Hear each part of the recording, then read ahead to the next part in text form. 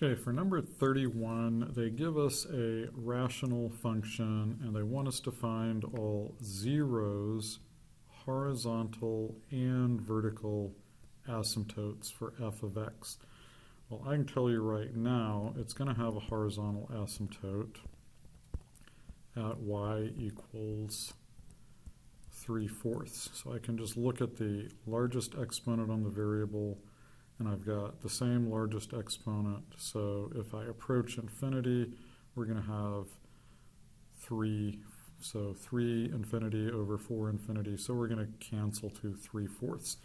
Now, for the 0 and the vertical asymptote, we're going to need to factor the numerator and denominator.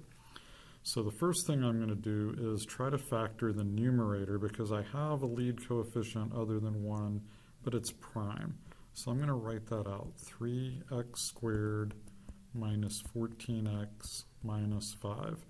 So to get a 3x squared, I'm going to need a 3x and an x. And then I've got a pretty large middle term that's negative, and a negative here. I'm going to have a plus and a minus. So I'm going to go with minus 5 here and plus 1 here. We'll check it just to make sure. 3x times x is 3x squared. 3x times negative 5, negative 15x. 1 times x is positive x.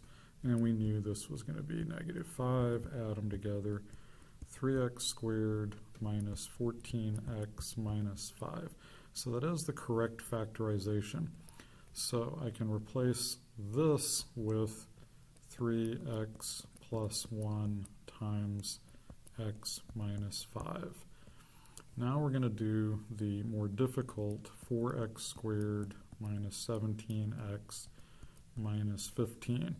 Now I could either do a 4x times an x or 2x times 2x, but I'm pretty sure this factor is going to be inside here.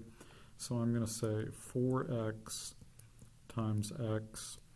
So I've got a pretty big negative middle term. I got to have a plus and a minus. So this is probably going to be my x minus 5. And if this is x minus 5, this has got to be a positive 3. 4x times x, 4x squared. 4x times negative 5, negative 20x. 3 times x is 3x, and we knew that was going to be negative 15. Add the two together. 4x squared minus 17x minus 15. So we're going to replace this with 4x plus 3 times x minus 5. So this factor will cancel out to a 1. And technically, because this was my actual original function, then we still can't let x be positive 5 because then we'd be dividing by 0. So I call my f alternate of x this reduced function. So x plus 3x plus 1 divided by 4x plus 3. So we still have x to the 1 divided by x to the 1. Our horizontal asymptote is still going to be y equals 3/4. So we can never divide by 0. So if we set 4x plus 3 can never equal 0. 4x can never equal negative 3. X may never equal negative 3/4. So our vertical asymptote is x equals negative 3/4. And then for the 0, the only way a fraction can equal 0 is for the numerator to equal 0. So we're going to say 3x plus 1 equals 0. 3x equals negative 1. X equals negative 1/3. So our 0 is x equals negative 1/3. So let's go check their answers. So 0, x equals negative 1/3, vertical asymptote at x equals negative 3/4, and a horizontal asymptote at y equals 3/4. And you can stop here if all you want is the answer and hand technique, but if not, I'll show you some things in the calculator. So I've actually graphed that original function. So we can go put in our vertical asymptote. Well, I'm going to put in the horizontal asymptote first. So I'm going to do that as y equals, what was it, 3/4? Yeah, y equals 3/4. So put in a fraction, 3/4, and this will be a black line. So that looks pretty good, and we can get even a little bit fancier. So I'm going to click on that. Then I'm going to go Control Menu, which is like a right click. And I want to go to Attributes, and I want to make this a dashed line. So I'm going to hit Enter. So now I've got a dashed line there. So that looks kind of nice. If I want to put in the vertical asymptote, I'm going to change to a relation graph.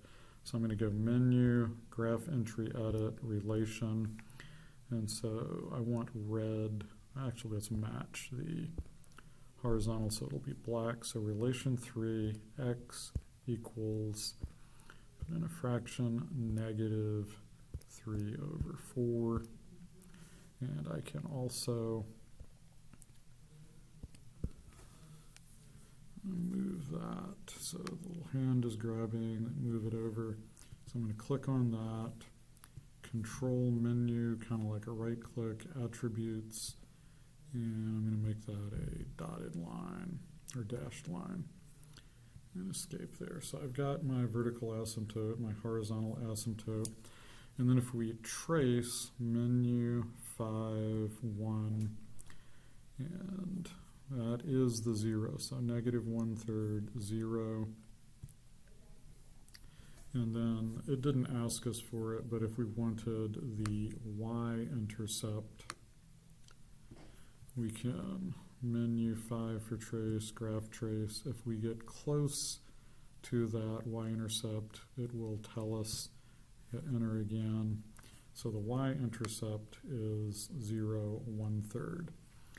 And then if we go back and look at our factorization, okay, at the original function we'll have a hole at x equals 5, +5. And then if we want to find out the y-coordinate of that hole, we would do f alt at 5. So we go 3 times 5 plus 1, 4 times 5 plus 1, so that's going to be 16, 20, actually that's plus 3, 16 23rds. And so if we go back to the graph, I'm going to hit Tab, Menu 3, I want to go back to a function graph. And I've actually put in my alternate function here. So these are exactly the same except for at the hole. So if I go to Menu, Trace, Graph Trace, the little cursor's blue, so I'm on F1. So if I go to 5, I get undefined. If I go down to the I want the red function, so 5. I've actually got something there. I'm going to go over to a calculator page, and then I want f2 of x as my alternate f of x, put in 5, 16 23rds. So that shows a little bit more than what you need, and this concludes this video.